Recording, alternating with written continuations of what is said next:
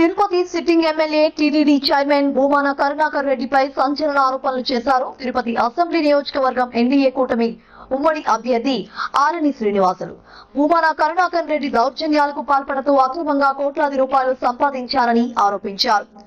కాదని కాణిపాకంలో సత్యం చేయడానికి సిద్ధమా అంటూ సవాలు విసిరారు. ఇక కరుణాకర్ రెడ్డి పదే పదే జనసేన అధినేత పవన్ కళ్యాణ్ విమర్శించడం తగదంటూ హితవు పలికారు.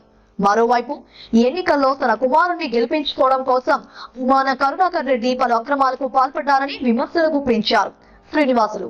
అనంతరం మాజీ ఎమ్మెల్యే టీడీపీ నేత సుగుణమ్మ మాట్లాడుతూ 2019 ఎన్నికల్లో కరుణాకర్ రెడ్డి తనపై అక్రమంగా గెలుపొందారని, ప్రస్తుత ఎన్నికల్లో కూడా తన కుమారుణ్ణి గెలిపించుకోవడం కోసం పలు అక్రమాలకు పాల్పడుతున్నారని సుగుణమ్మ ధ్వజమెత్తారు.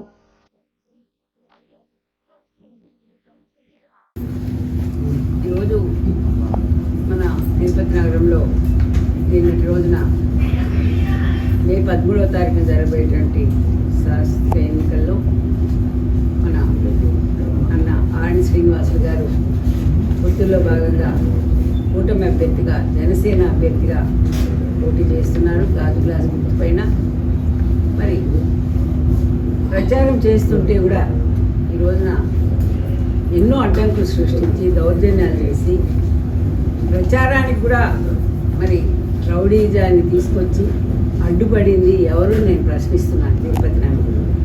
తిరుపతి నగర ప్రశాంతతకు ఎవరు అడ్డుపడుతున్నారు అనేది ప్రజలందరికీ ఇప్పటికే బాగా తెలుసు.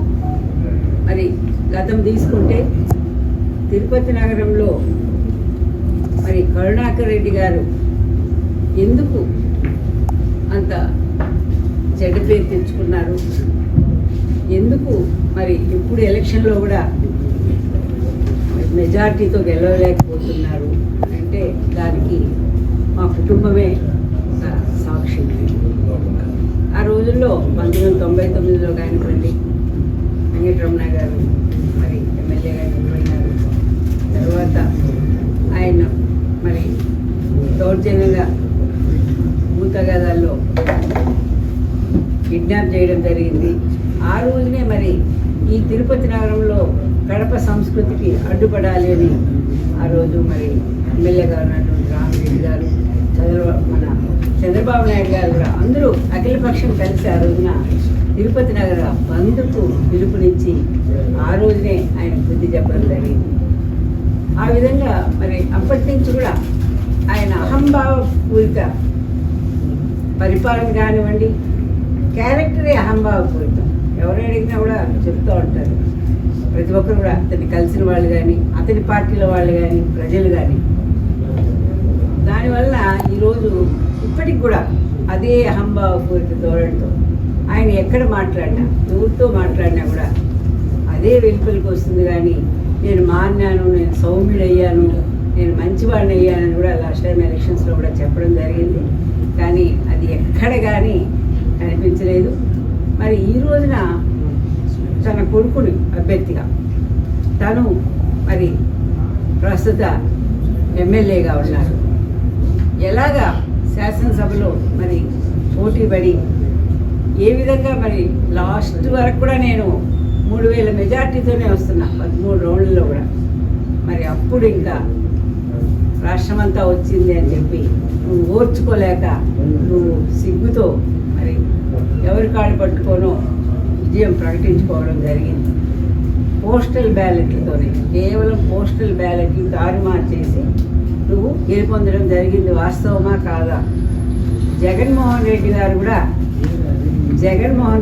కూడా నువ్వు మంత్రి పదవి అడిగితే నీకు ఇవ్వాలన్నా సుగుణమ్మకి ఇవ్వాలన్నా అడిగిన మాట వాస్తవం కాదా అని కూడా నేను కరుణాకర్ రెడ్డి గారిని ప్రశ్నిస్తున్నాను. ఇవన్నీ వాస్తవాలు, ఇవన్నీ జరిగాయి. వీటన్నిటినీ పక్కన పెట్టి ఈ రోజున మరి అభినయ్ రెడ్డిని ఎమ్మెల్యే చేయాలని పడరాని పాటలు పడుతూ తిరుపతి నగరంలో ఈ రోజున నువ్వు చైర్మన్ గాను, అతను ఉప మేయర్ గాను ఉంటూ దోచుకొని ప్రజల్ని భయభ్రాంతులకు గురి చేసి పిల్లల్ని గంజాయికి బానిసలు చేసి ఆ కుటుంబాన్ని ఈ రోజున నువ్వు క్షోభ పెడుతున్నావు. అదేవిధంగా పవిత్రమైనటువంటి తిరుమల తిరుపతిని కూడా నువ్వు అపవిత్రత చేయడం జరిగింది. ఈ రోజున అక్కడ అన్ని మధ్య ప్రచారం కానివ్వండి, అదేవిధంగా తిరుమల తిరుపతి దేవస్థానం వారికి నేను జీతాలు పెంచాను అన్నాం. పెంచిన జీతాలు ఇప్పటి వరకు అమలు చేయలేదు. ఇది వాస్తవం కాదా? అదే కాకుండా టీటీడీ ఎంప్లాయీస్కు నేను చిరకాల కోరికలు తీర్చడం జరిగింది. వాళ్ళందరికీ నేను హౌస్ ప్లాట్స్ ఇవ్వడం జరిగింది అని చెప్తున్నాను. మరి హౌస్ ప్లాట్స్ ఎక్కడిచ్చావయ్యా నువ్వు? 30 కిలోమీటర్ల దూరంలో ఇచ్చావు. ఇది సమంజసమేనా? అంతకుముందు ఇచ్చినటువంటి మరి టీటీడీ స్టాఫ్కి, రిటైర్డ్ ఉద్యోగస్తులకి అంతా కూడా తిరుమల తిరుపతి ప్రాంతం, తిరుపతి రూరల్ ప్రాంతంలో అయినా కనీసం ఇవ్వడం జరిగింది. 1.5 లక్షల రూపాయలు మరి చెల్లించాల్సింది. ఈ రోజున వాళ్ళతో నువ్వు 3 లక్షల రూపాయలు కట్టించుకొని వారికి ఇల్లు ప్లాట్లు ఇచ్చావు. ఇదంతా వాస్తవం కాదా? ఇదంతా కూడా అందరికీ నేనేదో చేశాను పైకి చెప్పుకుంటున్నా. అందరి మనసుల్లో, అందరి ప్రజల్లో కూడా నువ్వు చేసినటువంటి అవినీతి, అక్రమాలు, దౌర్జన్యాలు, రౌడీజాలు, రోజున నాయకులను ఎంతసేపు హౌస్ అరెస్ట్ చేసి నువ్వు పరిపాలన గావించావు 5 సంవత్సరాలు. తర్వాత ప్రజల్ని ఇళ్లలో నుంచి బయటికి రానికుండా భయభ్రాంతులు చేస్తున్నావు. వీధుల్లో గంజాయి పిల్లలతో రౌడీలు చేపించి ఎక్కడ బయట వస్తే రాత్రులు కూడా మహిళలు కానివ్వండి, పిల్లలు కానివ్వండి, చదువుకునే పిల్లలు కూడా ఫోన్ నెంబర్ ఇన్ దానికి నరసింహన్న వాళ్ళ బావమద్ది కొడుకును పొడిచి చంపినటువంటి దాఖలాలు నాకు తిరుపతిలో మనం చూసాం. అదే కాకుండా ఒక అమ్మాయి అన్న మా చెల్లిని ప్రేమించొద్దు అనే దానికి ఆ అబ్బాయిని చంపినటువంటి దాఖలాలు మన దాసరిమఠంలో చోటు చేసుకున్నాయి. ఇవన్నీ కూడా మరి ఎందుకు జరిగాయి? నీ పరిపాలనలో గంజాయి మత్తుతో నువ్వు పెంచి పోషిస్తున్నటువంటి నీ అనుచరులు ఈ విధమైనటువంటి అరాచకాలకు, తిరుపతి నగరంలో భయభ్రాంతులు సృష్టించడానికి కూడా చేస్తున్నది వాస్తవం కాదా? మేము పలుమార్లు కూడా మిమ్మల్ని హెచ్చరించడం జరిగింది. అదే కాకుండా ఈ రోజున భూ కబ్జాలు, ఎంతోమంది ఈ రోజున ఈ బాధితులు భూ కబ్జాలంతా కూడా నీకు బుద్ధి చెప్పబోయే తరుణం ఆసన్నమైంది. ఎన్నికలు సమీపించాయి. నిన్న జరిగినటువంటి మరి ప్రజాగళం ర్యాలీ కానివ్వండి,